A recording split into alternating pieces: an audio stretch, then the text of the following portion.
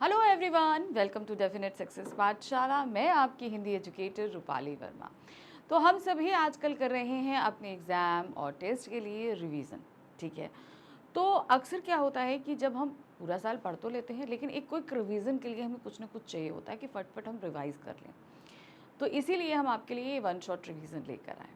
और बात करें अगर हम पूरक पाठ्य पुस्तकों की, चाहे वो क्लास 9th हो, चाहे 10th हो, चाहे 11th-12th हो, तो हमेशा एक पूरक पाठ्य पुस्तक चलती है जिसमें चैप्टर्स तो कम होते हैं, लेकिन इनके चैप्टर होते बहुत लेंदी हैं और उनमें इतनी सारी बातें होती हैं कि अगर उसमें से अगर कोई भी चीज़, कोई भी फैक्ट हम मिस कर देते हैं और उससे रिलेटेड अगर क्वेश्चन आ जाए तो हमारे लिए बहुत परेशानी होती है कि नहीं होती है। तो कुछ ऐसी ही परेशानियों का हल करने के लिए हम आपके पास लेकर आ गए वन शॉट रिवीजन। अब ये वन शॉट रिवीजन आपको बहुत ज़्यादा हेल्प करेंगे। ठीक है, कैसे? अब जैसे आपने ये देखा कि मैंने क्लास 9th हिंदी कोर्स ए के वन शॉट रिवीजन स्टार्ट किए, तो हमारे जो चैप्टर्स होते हैं उन चैप्टर्स को मैंने आपकी क्षितिज बुक के कंप्लीट करा दिए। लेकिन हमारी जो दूसरी ये पुस्तक यानी कि पूरक पाठ्य पुस्तिका है कृतिका, उसमें मात्र 3 अध्याय हैं। लेकिन ये 3 अध्याय अपने आप में लंबे हैं कि नहीं? पहला हमारा चैप्टर कौन था? इस जल प्रलय में। तो हमने वहाँ पर उसको पढ़ा, पूरा देखा, कब कब बाढ़ आई, किस जब हमारे लेखक खुद भुक्तभोगी बने, ये बात भी हुई, और पिछले बार की भी जब उन्होंने एक राहत कर्मी के तौर पर कार्य किया था। उसी तरीके से अब इस बुक का जो सेकंड चैप्टर है वो लिखा है लेखिका मृदुला गर्ग जी ने, और चैप्टर है मेरे संग की औरतें। अब इसका तात्पर्य क्या है? यानी कि मृदुला गर्ग और उनके साथ जो भी लेडीज़ उनके परिवार में रही, उनसे हमें हमारा परिचय कराया है। जैसे अब उनकी नानी हूँ, दादी हूँ, माँ हूँ, परदादी हूँ, उसके अलावा उनकी अपनी खुद की बहनें हूँ, इन सभी के बारे में उन्होंने बहुत अच्छे से बताया। लेकिन जब मैंने एक पर्सनल तौर पे अगर मैं देखूँ, तो ये पूरा पाठ पढ़ने के बाद हमने देखा कि ये सभी अपनी परंपराओं, अपनी संस्कृति में बंधी औरतें थीं। उन्होंने कभी अपनी परंपराओं, संस्कृतियों का उल्लंघन नहीं किया, लेकिन हमेशा अलग हटकर काम किया। यानी कि अपनी संस्कृतियों में बंधकर भी, रहकर भी उन्होंने वो उस काम को किया जो बाकी सबसे अलग था। चाहे उनकी नानी हो, चाहे दादी हो, चाहे माँ हो, चाहे उनकी खुद की बहनें हों या खुद मृदुला गर्ग हों, हमेशा इन लोगों ने सबसे अलग हटकर कार्य किया। ठीक है, तो वैसे तो ये चैप्टर हमने आपको पढ़ाया हुआ है, क्वेश्चन आंसर्स भी हैं, सब कुछ कराया है, लेकिन अब रिवीजन करने की बारी है। ठीक है, तो आज हम इस चैप्टर को दोबारा पढ़ेंगे, रिवाइज करेंगे और साथ ही साथ कुछ क्वेश्चंस भी करेंगे। हमेशा ध्यान रखना, जब भी कोई चैप्टर पढ़ना, उन क्वेश्चंस को रिवाइज करने की कोशिश ज़रूर किया करो। ठीक है, चलिए देखते हैं आज क्या दिया गया है। आज है हमारा क्लास 9th हिंदी कोर्स ए, कृतिका भाग 1। याद रखिए हमारी 2 पुस्तक हैं, क्षितिज और कृतिका। क्षितिज आपको मैं पूरा रिवीजन करा चुकी हूँ, अब हम कर रहे हैं कृतिका का। तो कृतिका में जो हमारी बुक है उसमें सिर्फ 3 अध्याय हैं। पहला अध्याय था इस जल प्रलय में, दूसरा अध्याय मैं आज आपको पढ़ाने जा रही हूँ मेरे संग की औरतें, और तीसरा अध्याय है रीढ़ की हड्डी। तो वो पढ़ेंगे हम अगले वीडियो में। तो अभी हम कर लेते हैं इस सेकंड चैप्टर को रिवाइज। देखिए, अब देखिए, याद रखिएगा, वैसे तो हमने आपको डिटेल में पढ़ाया है, लेकिन ये सिर्फ एक सार है। क्या है? ये सिर्फ सार है, तो बहुत ध्यान से इनको देखिएगा। क्या है? प्रस्तुत संस्मरण लेखिका मृदुला गर्ग द्वारा लिखा गया है। इसमें लेखिका ने अपने परिवार की औरतों के व्यक्तित्व और स्वभाव पर प्रकाश डाला है। यानी कि उनके परिवार में जो औरतें रहीं, उनका क्या व्यक्तित्व था, यानी कि क्या पर्सनालिटी थी, और उनका क्या स्वभाव यानी कि बिहेवियर था। अब देखिए, चाहे उनकी बहनें हों, नानी हो, दादी हो, सबका अपना अलग अलग व्यक्तित्व था। अब सबके बारे में एक एक करके हम पढ़ेंगे। लेखिका ने अपनी नानी के बारे में बहुत कुछ सुन रखा था। लेखिका की नानी अनपढ़, परंपरावादी और पर्दा प्रथा वाली औरत थी। अब सबसे पहले उन्होंने कहाँ से शुरू किया? नानी से। नानी के बारे में उन्होंने सिर्फ सुना था, उनसे वो कभी नहीं मिली। क्यों? क्योंकि लेखिका के जन्म से पहले ही उनकी नानी का देहावसान हो चुका था। तो अपनी नानी के बारे में उन्होंने सिर्फ सुना था। अब सुनने के बाद ही उनका बहुत ज़्यादा प्रभाव पड़ा लेखिका के ऊपर, क्योंकि उनका जो व्यक्तित्व था वो अपने आप में अलग था। अब देखिए, आप क्या बोलोगे? एक तो वो अनपढ़ थी, ठीक है, पढ़ी लिखी नहीं थी, परंपरावादी थी, अपनी परंपराओं में बंधी हुई। और पर्दा प्रथा वाली, यानी कि हमेशा घूंघट में रहना। ये सब ताउम्र करने के बावजूद उन्होंने कुछ ऐसा काम किया जिसकी वजह से हमारी लेखिका बहुत ज़्यादा प्रभावित हुई। क्या था? उनके नाना ने तो विवाह के बाद कैम्ब्रिज विश्वविद्यालय से बैरिस्ट्री पास की और विदेशी शान शौकत से जिंदगी बिताने लगे, परंतु नानी पर इसका कोई प्रभाव नहीं पड़ा। अब देखिए क्या है, शादी पहले क्या हो जाती थी, बहुत छोटे में हो जाती थी, यानी कि जब छोटे छोटे रहते थे। अब जैसे आजकल है कि भाई 18 और 21 साल, लड़कियों की उम्र 18, लड़कों की 21 के बाद ही शादी होगी, उन्हें अडल्ट माना जाता है। लेकिन पहले ये ऐसा कोई नियम नहीं था और छोटे छोटे बच्चों में ही शादी हो जाया करती थी। अब क्या हुआ कि जब शादी हो गई तो शादी के बाद नाना जी चले गए विदेश, वहाँ से कैम्ब्रिज विश्वविद्यालय से इन्होंने बैरिस्ट्री करी। तो जब उन्होंने ब्रिटेन जाके वहाँ पर बैरिस्ट्री करी तो अंग्रेजी प्रभाव उनके ऊपर बहुत ज़्यादा पड़ा। अब उस समय भारत क्या था, अंग्रेज़ों के अधीन था, तो अंग्रेज़ों का जो प्रभाव था वो नाना जी पर बेहतरीन तरीके से पड़ा। उसी तरीके से रहना, खाना, पीना, सोच विचार सब कुछ था उनका। लेकिन अब इसके जस्ट अपोजिट अगर हम नानी को देखें तो वो परंपराओं में रहती थी, पर्दे में रहती थी, सब कुछ। तो ऐसा नहीं था कि वो दोनों अलग अलग रह रहे थे, वो लोग साथ थे। उसके बाद वो दोनों एक दूसरे से अलग अलग व्यक्तित्व वाले थे और दोनों ही एक दूसरे के जीवन में इंटरफेयर नहीं होता ना, वो नहीं करते थे। तो खुशी खुशी वो लोग जीवन जी रहे थे। ऐसा नहीं था कि बहुत दुखी थे, परेशान थे, एक दूसरे के साथ बंधे हुए। अतः नानी ने अपनी पुत्री की शादी की जिम्मेदारी अपने पति के एक मित्र स्वतंत्रता सेनानी प्यारेलाल शर्मा को सौंप दी कि वे अपनी बेटी की शादी आज़ादी के सिपाही से करवाना चाहती थी। अतः लेखिका की मां की शादी एक स्वतंत्रता सेनानी से हुई। वे अब खादी की साड़ी पहना करती थी। अब देखिए क्या हुआ कि भाई पिताजी के ऊपर जो नाना जी थे, नाना जी के ऊपर क्या था ना, पूरा विदेशी प्रभाव था। उस समय भारत में अंग्रेज़ों का शासन था। अब सोचिए क्या हुआ कि अब उनकी नानी को पता चला कि भाई, ये नहीं इसमें मेंशन किया कि क्या था, उनके जीवन का अंतिम पड़ाव था, मतलब कोई ऐसी बीमारी थी या कुछ था जिससे उनको ये आभास हो गया कि अब मैं ज़्यादा ज़िंदा नहीं रहूँगी। तो अब इस वक्त उन्हें ये चिंता सताने लगी कि अब मैं अगर मर जाऊँगी तो मेरे बाद मेरी बेटी की सारी जिम्मेदारी मेरे पति पर चली जाएगी, और वो हैं अंग्रेजी प्रभाव के व्यक्ति। तो वो किसी ऐसे ही अंग्रेज जो बहुत ज़्यादा अंग्रेजी सत्ता को पसंद करता है उससे मेरी बेटी की शादी कर देंगे, जो उन्हें बिल्कुल नहीं पसंद था। तो उन्होंने क्या किया, उन्होंने कहा नहीं। तो उन्होंने अपने पति के मित्र प्यारेलाल शर्मा जी को बुलाया। अब देखिए क्या है, सारी उम्र जो स्त्री पर्दे में रही, कभी परपुरुष के सामने नहीं गई, उसने मरने से पहले अपने पूरे जीवन की एक परिपाटी को तोड़ दिया, सिर्फ इसलिए कि अपनी देशभक्ति की भावना और अपने बेटी के भविष्य के लिए। उन्होंने खुद अपने पति से कहकर उनके मित्र को बुलवाया और अपनी बेटी की जिम्मेदारी उनको सौंपी कि आप मेरे बेटी की शादी एक ऐसे व्यक्ति से करवाएंगे जो कि स्वतंत्रता सेनानी हो। तो अपने जीवन के अंतिम समय में उन्होंने स्थापित कर दिया कि उनके मन में अपने देश के प्रति देशभक्ति की भावना थी, और उस देशभक्ति की भावना के चलते उन्होंने सारे जीवन जिन भी नीतियों और परंपराओं का निर्वाह किया उसे तोड़ने में भी उन्होंने झिझक नहीं करी। ठीक है, और ऐसे ही हुआ। प्यारेलाल शर्मा जी ने उनकी बेटी की शादी, यानी कि लेखिका की माँ की शादी एक स्वतंत्रता सेनानी से ही कराई। अब आ जाते हैं हम माँ पे। तो नानी के बारे में तो आपने जान लिया। माँ जो है उनकी शादी हो तो गई, शुरू से बहुत नाजो नखरों में पली उनकी माँ यानी लेखिका मृदुला गर्ग की माँ अब आ चुकी थी ससुराल में। ससुराल में भी अच्छा संपन्न परिवार था, सब कुछ था, पति स्वतंत्रता सेनानी थे, एकदम सिंपल खादी की साड़ी वो पहना करती थी। ठीक है, अब चूंकि वो बहुत नाजो नखरों से पली थी तो घर के जैसे कहते हैं ना, एक पारंपरिक बहू होती है, घर के सारे काम करती है, सब कुछ करती है, वो ऐसा कुछ नहीं करती थी। वो हमेशा अपने कमरे में रहती, किताबों से घिरी रहती, ही अक्सर बीमार भी रहती थी, संगीत सुनना, ये सारी काम उनके हुआ करते थे जो उनके लिए असहनीय थी। अब देखिए क्या स्वतंत्रता सेना, वे अब खादी की साड़ी पहना करती थी।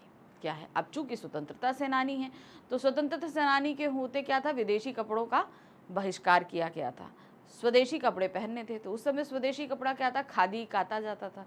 तो ये वो पहनने लगी थी, जो उनको खुद को भी नहीं अच्छा लगता था। लेखिका ने अपनी माँ को कभी भारतीय माँ जैसा नहीं देखा। वे घर परिवार और बच्चों के खान पान आदि में ध्यान नहीं देती थी। उन्हें पुस्तकें पढ़ना और संगीत सुनने का शौक था। उनमें 2 गुण मुख्य थे। पहला, कभी झूठ न बोलना, और दूसरा, वे एक की गोपनीय बात को दूसरे पर जाहिर नहीं होने देती थी। अब देखिए क्या है, कहते हैं ना, इंसान के अंदर की क्वालिटीज उसे जो है वो दूसरों से अलग कर देती हैं। अब वो एक पारंपरिक माँ, जो भारतीय माँ होती है, उस तरीके से थी ही नहीं। कि अब क्या होता है, बच्चे होते हैं, अब बच्चे होते हैं तो उनको आप क्या करोगे, हमें पूरी तरीके से बच्चों पर ध्यान देना है, हमें घर संभालना है, किचन संभालना है, सब कुछ करना है, जो एक होता है घर में एक स्त्री का जो कार्य होता है उस तरीके। लेकिन उन्होंने कभी ऐसा कुछ नहीं किया। हमने कहा ना कि वो हमेशा अपने कमरे में रहती, पुस्तकें पढ़ती रहती या संगीत सुनते रहती। कभी ये भी नहीं देखा कि भाई बच्चों को क्या खाना है, क्या पहनना है, क्या पढ़ाना है, कुछ उनको मतलब नहीं था। लेकिन इसके बावजूद पूरे घर में, घर द्वारा उनका बहुत ही आदर सम्मान किया जाता था। अब इसका रीज़न क्या था, देखिए, ये इसका रीज़न था उनके अंदर के 2 गुण। पहला, कभी झूठ नहीं बोलना, और कभी दूसरे की गोपनीय बात, यानी कि जो जैसे हम लोग होता है ना, प्राइवेट टॉक्स होती हैं, हम किसी को बता दिए, हमने अपने सीक्रेट्स बता दिए, तो वो अगर हमने उनको बता दिया तो वो कभी किसी दूसरे को नहीं बताते थे। तो ये 2 रीज़न थे। घर परिवार में उनका बहुत मान सम्मान किया जाता था, क्योंकि अगर उनसे कोई सलाह मांगी जाती थी तो वो बिल्कुल निष्पक्ष होकर सलाह देती थी। किसी से कोई भी पक्षपात नहीं करती थी, कुछ नहीं करती थी। बहुत ही जो है वो सम्माननीय तौर पे सबका सम्मान करना, और सही बात की तरफ ही चलती थी। ये नहीं होता था कि नहीं, अरे भाई ये मेरा बच्चा है तो हम इसका ज़्यादा लाड प्यार कर लें, वो मेरा पति है या घर वाला है, कुछ ऐसा नहीं। वो जो सही था वो उसी की तरफ रहती थी। इसी कारण उन्हें घर में आदर और बाहरों वालों से दोस्ती मिलती थी। अब ये 2 चीज़ें जो थी, इसकी वजह से घर में आदर और बाहर वालों से उन्हें क्या मिलता था, बहुत मान सम्मान मिलता था। लेखिका की परदादी को लीक से हटकर चलने का शौक था। चलिए अभी हम कहाँ पर आ गए, देखिए, हमने नानी देख ली, नानी के बारे में जान लिया, हमने माँ के बारे में जान लिया। अब आ जाते हैं उनकी परदादी के बारे में। क्या है, उन्होंने मंदिर जाकर विनती की कि उनकी पतोहू को पहला बच्चा लड़की हो। उनकी ये बात सुनकर लोग हाके बक्के रह गए। ईश्वर ने उनके घर में पूरी 5 कन्याएं भेज दी। एक बार घर के सभी लोग घर के बाहर एक बारात में गए हुए थे और घर में जागरण था। चलिए अब जरा हम परदादी के बारे में जान लें। परदादी, तो उस समय जो एक परंपरा चलती थी, क्या है, घर में लड़का हो जाना चाहिए। लड़कियों को, जैसे हमने बताया कि लड़कियों को इतनी तवज्जो पहले नहीं दी जाती थी, उनकी पैदाइश पर उन्हें मार दिया जाता था, सब कुछ ऐसा होता था। हमने आपको कई कहानियों में चीज़ बताई है, और आप लोग भी अगर सर्च करोगे तो ये चीज़ हुआ करती थी। लेकिन धीरे धीरे समय बदला। अब उस दौर में जब लड़कों की मांग ज़्यादा होती थी कि भाई सब लोग ये चाहते थे कि भाई बच्चा होने वाला है तो लड़का हो, सब यही चाहते थे। लेकिन उस दौर में इनकी परदादी ने, जब इनकी माँ प्रेग्नेंट थी, हमारी जो लेखिका की माँ है वो जो प्रेग्नेंट थी, पहला बच्चा होने को था, तो उन्होंने मंदिर में जाकर मन्नत मांगी कि मेरी पतोहू को पहला बच्चा, जो पहला बच्चा होने वाला है, वो क्या हो, लड़की हो। ये बात उन्होंने सिर्फ मंदिर में जाकर चुपचाप मानी ही नहीं, सबको खुल्लम खुल्ला बताई भी। तो ये बात वो बताती है कि उनकी परदादी भी उस समय की जो लीक थी उससे हटकर उन्होंने काम किया था।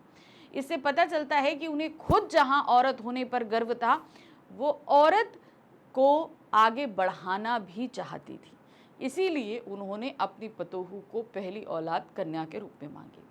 अब भगवान उन पर इतने कृपाकारी हो गए कि उन्होंने एक के बाद एक 5 कन्याएं जो हैं वो दे दी। यानी कि हमारी लेखिका को मिलाकर इनकी 5 बहनें थी, 4 बहनें और खुद लेखिका।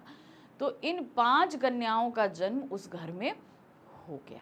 ठीक है, तो ये थी परदादी। चलिए अब आगे बढ़ते हैं हम दादी जी की तरफ। क्या है, एक बार घर के सभी लोग घर के बाहर एक बारात में गए हुए थे और घर में जागरण था। अतः लेखिका की दादी शोर मचाने की वजह से दूसरे कमरे में जाकर सो गई। भाई जागरण हो रहा था तो उन्होंने कहा कि भाई इस कमरे में नहीं, दूसरे कमरे में जाकर सो जाते हैं। तभी चोर ने सेंध लगाई और उस कमरे में घुस गया। दादी की नींद खुल गई, उन्होंने चोर से 1 लोटा पानी मांगा। बूढ़ी दादी के हट के आगे चोर को झुकना पड़ा और वह कुएं से पानी ले आया। पर दादी ने आधा लोटा पानी खुद पिया और आधा लोटा पानी ही चोर को पिला दिया और कहा कि अब हम माँ बेटे हो गए, अब तुम चाहे चोरी करो या खेती करो। उनकी बात मानकर चोर चोरी छोड़कर खेती करने लगा। चलिए देखते हैं, अब हमने परदादी को तो देख लिया, अब दादी के पास में आ जाते हैं।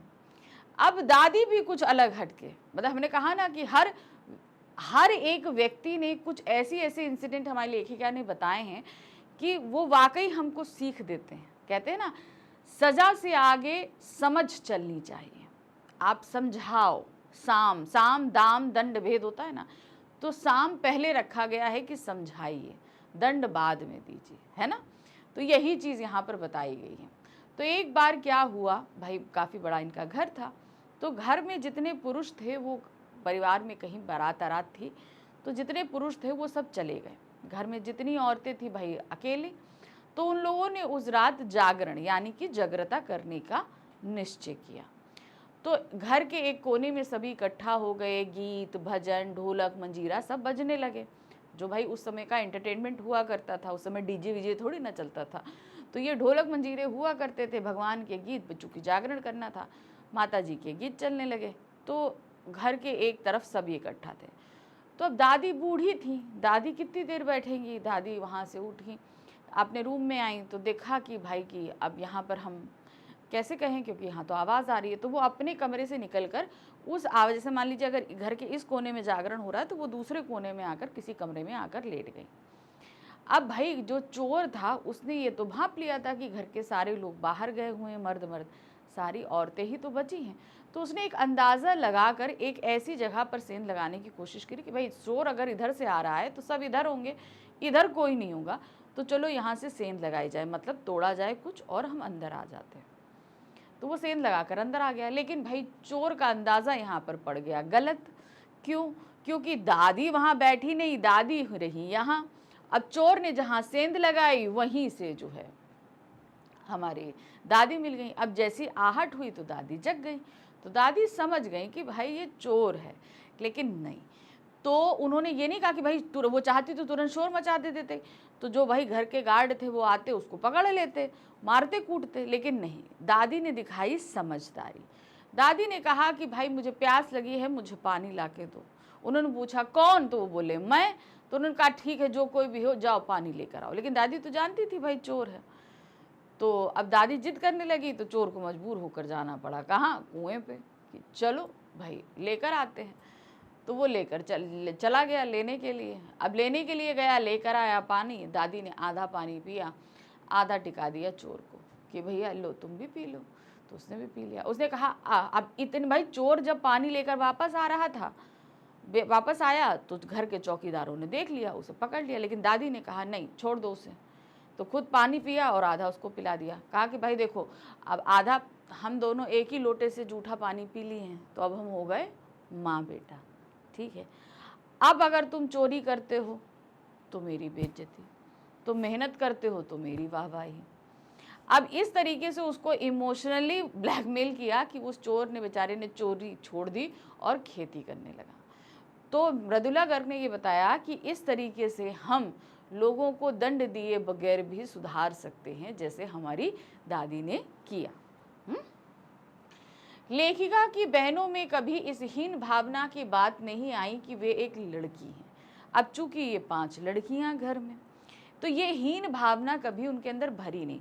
क्योंकि देखिए उस समय का माहौल क्या था, सब लड़कियां ही लड़कियां, तो लड़कियों को जो है समाज में बराबरी नहीं दी जाती थी, तो वो कहीं ना कहीं उनके अंदर एक हीन भावना आ जाया करती थी। लेकिन हमारी लेखिका की जो बहनें थीं और खुद लेखिका के इन लोगों के अंदर कभी भी लड़की होने की जो हीन भावना है वो कभी नहीं आई। पहली लड़की जिसके लिए परदादी ने मन्नत मांगी थी वह थी मंजुला भगत, ठीक है। अब अपनी बहनों के बारे में वो बता रही है। देखो, नानी के बारे में बताई, माँ के बारे में बताया, परदादी के बारे में बताया, दादी के बारे में बताया। अब वो चल रही हैं अपनी बहनों के बारे में बताने में। जो सबसे पहली लड़की हुई जिसके लिए मन्नत मांगी गई थी वो थी मंजुला भगत, सबसे बड़ी बहन। दूसरे नंबर की लड़की खुद लेखिका मृदुला गर्ग थी, सेकंड नंबर पे लेखिका थी। घर का नाम उन्माद थी। तीसरी बहन थी नाम चित्रा, और उनके बाद थी रेणु और अचला नाम की बहनें। तो सबसे पहले मंजुला, फिर मृदुला, फिर चित्रा, फिर रेणु और फिर अचला। तो ये 5 लोग, अब नाम याद रखने पड़ेंगे आपको। इन 5 बहनों के बाद एक भाई था राजीव। तो टोटल कितने हो गए? 6 भाई बहन, ठीक है। 5 लड़कियां और 1 लड़का। तो लेखिका की कितनी बहनें हुई? 4 बहनें और 1 भाई, ठीक है। और लेखिका का नंबर था सेकंड। पहली मंजुला, दूसरी मृदुला, तीसरी चित्रा, चौथी रेणु, 5वीं अचला और छठा था राजीव, ठीक। लेखिका का भाई राजीव हिंदी में और अचला अंग्रेजी में लिखने लगे थे। अब चूंकि पढ़ाई लिखाई का माहौल घर में, तो राइटर बन गए। तो जहाँ पर उनकी ये जो भाई था वो हिंदी में लेखन कार्य करता था, और जो उनकी सबसे छोटी बहन थी अचला, वो अंग्रेजी में लेखन कार्य करती थी। रेणु विचित्र स्वभाव की थी। अब रेणु की अगर बात करें, जो कि तीसरे नंबर पर थी, वो उनका स्वभाव बिल्कुल ही अलग था। तीसरे नहीं, चौथे नंबर पे सॉरी रेणु थी, तीसरे नंबर पे तो चित्रा थी। तो उनका स्वभाव बिल्कुल अलग था, विचित्र था। वह स्कूल से वापसी के समय गाड़ी में बैठने से इनकार कर देती और पैदल चलकर पसीने में तर होकर घर आती थी। अब चूंकि उनके अंदर क्या था कि उन्हें ये विलासितापूर्ण जीवन, वैभवशाली जीवन नहीं पसंद था। तो उन्हें वो कर्म पे जो एक यकीन होता है ना कि कर्म करो और खुद जो है उसका फल भोगो, वही चीज़ थी। यही हुआ। तो कर्म करके फल भोगने से जो बात कही गई है, ये बात किस पे लागू होती थी? रेणु पर। अब उनको लेने के लिए गाड़ी जाती थी स्कूल तक, मगर वो इनकार कर देती कि नहीं, वो पैदल चलकर पसीने में तर होकर घर आना ही सही मानती थी। उनके विचार सामंतवादी व्यवस्था के खिलाफ थे। तो सामंतवादी व्यवस्था यानी कि जैसे कि अंग्रेजों की सत्ता थी, उन्हें वो विलासितापूर्ण जीवन बिल्कुल भी पसंद नहीं था। वह बीए पास करना भी उचित नहीं मानती थी कि भाई इतना पढ़ा जाए, ये तो नहीं मानती थी। लेखिका की तीसरी बहन चित्रा को पढ़ने में कम तथा पढ़ाने में अधिक रुचि थी। तो हम तीसरी बहन अगर हम चित्रा के पास आ जाएं, तो वो खुद कम पढ़ती थी, लेकिन उन्हें पढ़ाने में बहुत इंटरेस्ट था। इसी कारण उनके शिष्यों से उनके कम अंक आते थे। तो मतलब क्या था, अगर वो जिसको पढ़ाती थी उसके अंक तो बहुत अच्छे आ जाते थे, लेकिन खुद उनके अंक कम आते थे, क्योंकि वो उस चीज़ को खुद कभी पढ़ती नहीं थी। उसने अपनी शादी के लिए एक नशर में लड़के को पसंद करके ऐलान किया कि वह शादी करेगी, तो उसी से और उसी के साथ उसकी शादी हुई। अब जैसे वो जिद्दी, तो उसने ये एक लड़का पसंद किया और पसंद करने के बाद ऐलान कर दिया कि ये लड़का मुझे पसंद है और मैं इसी से शादी करूं। और बेचारे खुद उस लड़के को नहीं पता कि ये लड़की मुझे पसंद करती है और ऐलान कर चुकी है कि शादी करनी है, लेकिन जिद की इतनी पक्की कि शादी भी उसी से ही उसने करी। इतना जिद थी उनके अंदर।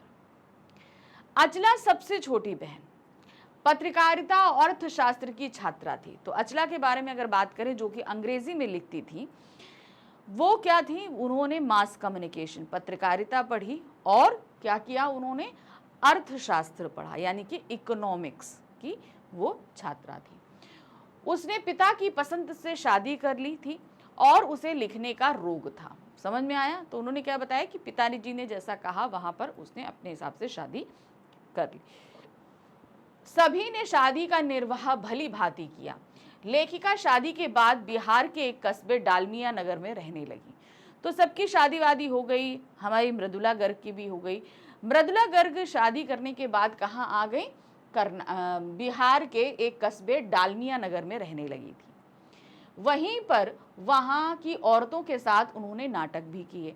अब चूंकि भाई क्रिएटिव थी ही हमारी लिखती तो थी ही, अब साथ ही साथ वो क्रिएटिव, तो वहाँ के आसपास, क्योंकि उस समय ज़्यादा लोग जो फ्री होते थे उनके लिए एंटरटेनमेंट का इतना कोई ज़रिया नहीं रहता था, तो प्ले है, म्यूज़िक है, ये सारी चीज़ें, नाट्य संगीत वगैरह रहा करता था। तो लेखिका वहाँ की औरतों के साथ उन्होंने बहुत सारे नाट्य कार्यक्रम भी किए। इसके बाद मैसूर राज्य के कस्बे बागलकोट में रही। अब पहले तो बिहार के डालमिया में थी, वहाँ पे भी एक्टिव रही, सांस्कृतिक कार्यक्रम करती रही। फिर उनके बाद उनका ट्रांसफ़र हो गया, कहाँ चली आई, मैसूर में चली आई, कहाँ, बागलकोट में। वहाँ लेखिका ने अपने बलबूते पर प्राइमरी स्कूल खोला, जिसमें उनके और अन्य अफसरों के बच्चों ने अपनी पढ़ाई की तथा भिन्न भिन्न शहरों के अलग अलग विद्यालयों में दाखिला लिया। अब क्या, जब वो बागलकोट रहने के लिए आई तो भाई अब इनके भी बच्चे थे, आसपास के भाई और भी बहुत सारे लोग के बच्चे थे, तो उन बच्चों को पढ़ने के लिए प्रॉपर स्कूल नहीं था। अब इसको ऐसे समझिएगा, उस समय क्या था, भारत हमारा अभी गुलाम ही था। अब उस समय जो स्कूल्स थे वो कैथोलिक ज़्यादा थे, तो इन्होंने बहुत कोशिश करी, वहाँ के जो कैथोलिक चर्च के पादरी थे उनसे बोला कि भाई एक स्कूल खोलने के लिए। तो उन्होंने कई नॉर्म्स बताए कि भाई यहाँ की पॉपुलेशन इतनी होनी चाहिए तब यहाँ पर एक स्कूल खुल सकता है, नहीं तो नहीं खुल पाएगा। उन्होंने बहुत कोशिश करी, मगर जो है वो एक कॉन्वेंट या कैथोलिक स्कूल नहीं खुलवा पाई।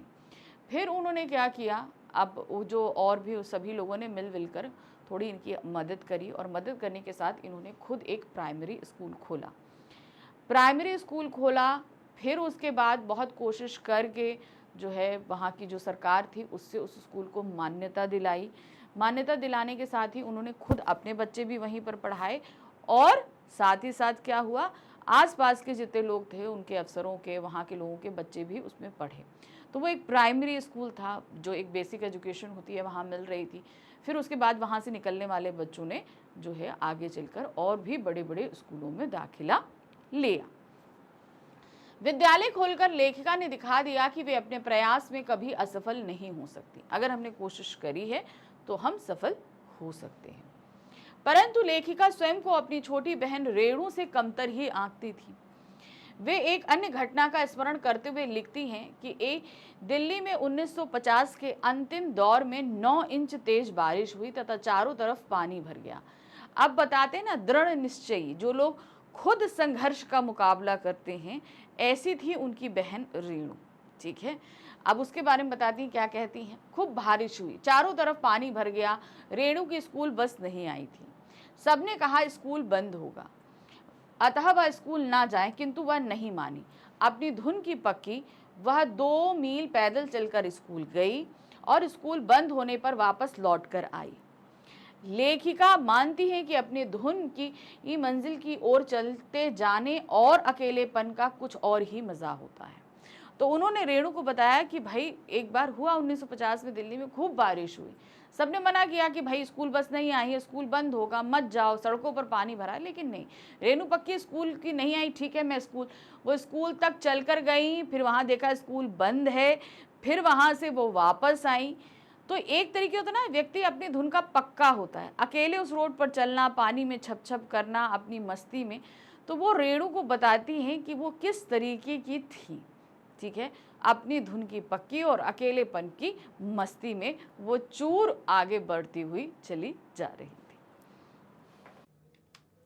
चलिए, अब लघु उत्तरीय प्रश्न शुरू हो रहे हैं। अब ये लघु उत्तरीय जो प्रश्न हैं, जैसे मैंने आपको बताया कि जो आपकी बुक रहती है, हमेशा ध्यान समझिएगा, आपके पास चलती हैं 2 बुक्स, एक है कृतिका और एक है क्षितिज। क्षितिज हमारी मेन पुस्तक रहती है, उसमें करीबन 13 अध्याय थे, और जो हमारी कृतिका बुक रहती है इसमें 3 अध्याय हैं। अब इन जो 3 अध्याय को आप समझो, अरे बहुत कम है, लेकिन इनके चैप्टर बहुत लेंदी हैं, और इनसे जो प्रश्न पूछे जाते हैं वो भी आपके क्या होते हैं, दीर्घोत्तरीय होते हैं। समझिएगा इनको, क्या होते हैं, दीर्घोत्तरीय। अब ये जैसे आप लोगों के उसमें पेपर्स में लिख कर नहीं आएगा, आप लोगों में वर्ड लिमिट आएगी। जैसे 25 से 30 शब्द है तो आपको वो शॉर्ट क्वेश्चन है, उसके लिए 2 नंबर मिलेंगे। अब अगर लिए आपके पास में आ जाता है कि 50 से 60 शब्दों में लिखना है, तो आपको 3 से 4 नंबर का प्रश्न रहेगा ही है। तो ये 50 से 60 से आप तुरंत समझ लो कि ये दीर्घोत्तरीय प्रश्न रहेंगे। और हाँ, ये भी ध्यान रखिएगा कि जो आपके कॉम्पिटेंसी बेस्ड क्वेश्चंस आते हैं ना, कि आपके सामने एक सिचुएशन दी गई है, उसमें अब आपको सोचना है और सोच कर तब आंसर देना है, जिसे हम केस स्टडी बेस्ड क्वेश्चंस भी कहते हैं। ये क्वेश्चंस आपकी इस बुक से ज़्यादा पूछे जाएंगे, यानी कि कृतिका बुक से ज़्यादा पूछे जाएंगे। तो बहुत सावधानी के साथ इनको समझिएगा, क्योंकि जब तक हम चैप्टर नहीं समझेंगे तो जो हमारे सामने सिचुएशन रखी जा रही है उस पर हम आंसर नहीं दे पाएंगे। तो हमेशा मैं आपको पहले भी मैंने अभी बताया है कि हमेशा पहले चैप्टर पढ़िए, आपको एनसीईआरटी से चैप्टर पढ़ना है, फिर आप किसी भी तरह के वीडियो देखिए, कुछ समझिए, क्योंकि बेस हमारा एनसीईआरटी है, उनसे चैप्टर पढ़ना हमारे लिए ज़रूरी होता है। ठीक है, तो अब देखिए हमने ये मेरे संग की औरतें चैप्टर पूरा समझा दिया है। अब हम आ चुके हैं अपने कौन से इनके क्वेश्चंस में। ठीक है, तो देखिए पहला क्वेश्चन क्या है, मेरे संग की औरतें पाठ में लेखिका की परदादी ने ऐसी कौन सी बात कही थी जिसे सुनकर सभी हैरान थे। तो क्या बात कही थी भाई, जिस समय हमारी लेखिका की माता जी गर्भवती थी, अब उस समय की बात करी जाए तो सभी लोग लड़के ही चाहते थे, लेकिन इनकी परदादी ने सबसे हटकर डिमांड रखी कि भाई मेरी पतोहू के होने वाली पहली औलाद लड़की ही होनी चाहिए। तो ये बात सुनकर सब कहीं ना कहीं जो है वो भौचक्के रह गए थे। तो ये परदादी के व्यक्तित्व को बताता है कि वो लीक से हटकर चलने वाली स्त्री थी, है ना। देखिए क्या है, लेखिका की परदादी को पौत्र की नहीं पौत्री की इच्छा थी। उन्होंने कहा था ना कि बहू को पहले लड़की होनी चाहिए। उन्होंने भगवान से यह दुआ मांगी कि उनकी पतोहू की पहली संतान लड़की पैदा हो, ना कि लड़का।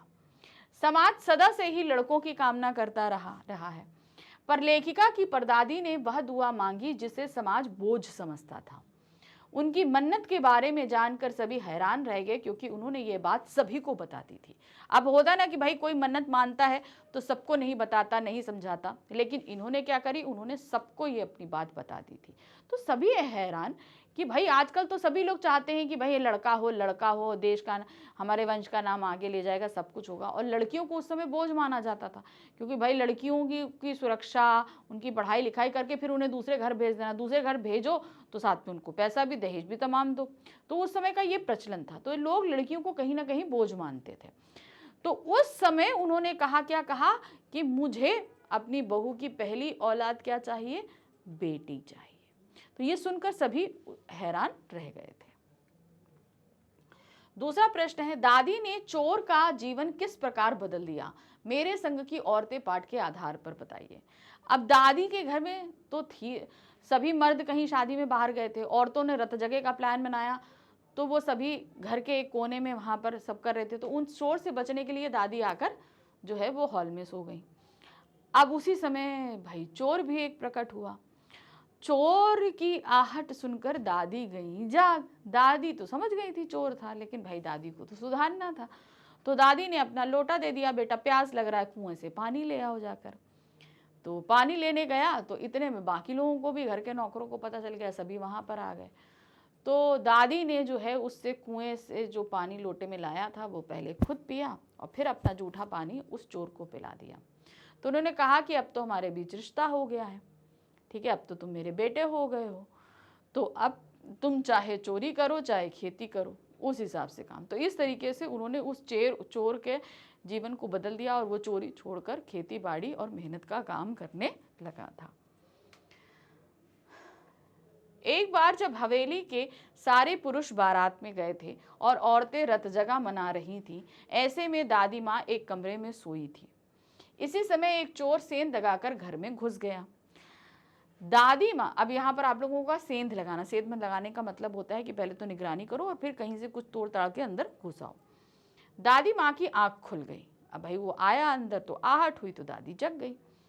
उन्होंने पूछा कौन? चोर ने जवाब दिया, जी मैं। दादी ने उसे कुएं से पानी लेने भेज दिया कि जाओ कुएं से पानी लेकर आओ। हड़बड़ाया चोर पानी लाने चला गया। पानी लेकर लौटते समय उसे पहरेदारों ने पकड़ लिया। अब वो पानी लेने गया तो क्या हुआ, उसे पहरेदारों ने पकड़ लिया। दादी ने लोटे का आधा पानी स्वयं पिया और आधा पानी चोर को पिलाकर कहा, चोर को पिला दिया और कहा, आज से हम दोनों माँ बेटे हुए, चाहे तो तू चोरी कर चाहे खेती। चोर ने उसी समय से चोरी का धंधा छोड़ खेती करने लगा। इस प्रकार उसका जीवन बदल गया। तो इस प्रकार दादी ने उसका जो एक गलत चीज थी वो छुड़वा दी। प्रश्न संख्या 3 है, शिक्षा बच्चों का जन्मसिद्ध अधिकार है। इस दिशा में मेरे संग की औरतें पाठ की लेखिका के प्रयासों का वर्णन कीजिए। अब लेखिका का ट्रांसफर जब हुआ तो उस क्षेत्र में जो है पढ़ने के लिए विद्यालय नहीं थे, तो लेखिका ने बहुत प्रयास किया कि क्रिश्चियन स्कूल खोलने, कैथोलिक स्कूल खोलने के लिए नहीं हो पाया, नहीं उन लोगों ने खोला। फिर लेखिका ने खुद खोला और वहाँ से सरकार से मान्यता भी दिलाई थी, है ना, वो आपको यहाँ लिखना है। देखिए क्या है, शिक्षा बच्चों का जन्मसिद्ध अधिकार है। ये बात लेखिका को अपने पारिवारिक वातावरण से पता चल चुकी थी, क्योंकि उनके परिवार में सभी पढ़े लिखे अच्छे थे, है ना, माता पिता सभी कोई। बच्चों की शिक्षा के लिए उन्होंने निम्नलिखित प्रयास किए।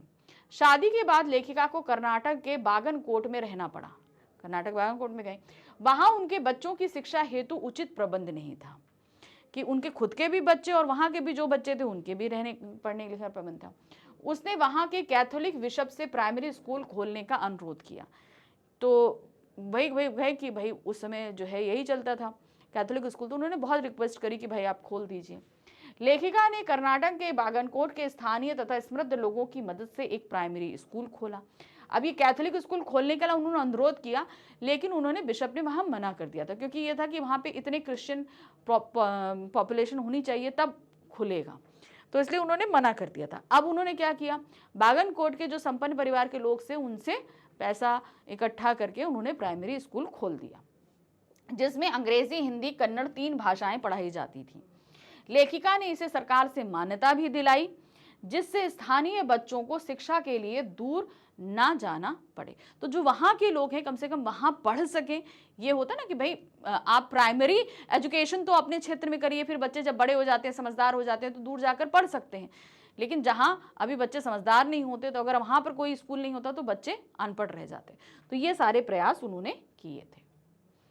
प्रश्न संख्या 4 है, चोर से कहाँ गलती हुई कि सारा अनुमान लगाकर घुसने पर भी वह पकड़ा गया? मेरे संग औरतें पाठ के आधार पर लगाइए। चोर ने सारी निगरानी करी, सब कुछ किया, लेकिन उस दिन जागृता होने के कारण जहां दादी सो रही थी उस कमरे में, जो दादी का कमरा था, वहां इतना शोर था, तो इसलिए दादी उठकर दूसरी जगह आ गई। ये अंदाजा चोर को था नहीं कि दादी ने अपनी जगह बदल ली, इसीलिए वो पकड़ा गया था, है ना। किसी शादी के सिलसिले में घर के पुरुष दूसरे गांव में गए थे और औरतें रत जगा कर रही थी। नाच गाना जारी था और ढोलक की थाप गूंज रही थी। इसी बीच चोर ने उस कमरे का अनुमान लगाया होगा और दीवार काटकर कमरे में घुस आया होगा कि भाई सारी औरतें वहां हैं तो यहाँ पर सन्नाटा है, यहाँ कोई नहीं होगा। इधर शादी में नाच गाने के शोर से बचने के लिए माँ जी अपना कमरा छोड़कर दूसरे कमरे में आकर सो गई। अब भाई घर का होता है, अगर सारी औरतें एक जगह इकट्ठा हैं, वहां पे बहुत शोर आ रहा है, तो उस कमरे से हटकर हम दूसरे कमरे में चले जाएं तो यहाँ शोर कम आएगा, और यही हुआ। वो छोड़कर दूसरे कमरे में आ गई। इसी कमरे को खाली समझकर चोर घुस गया।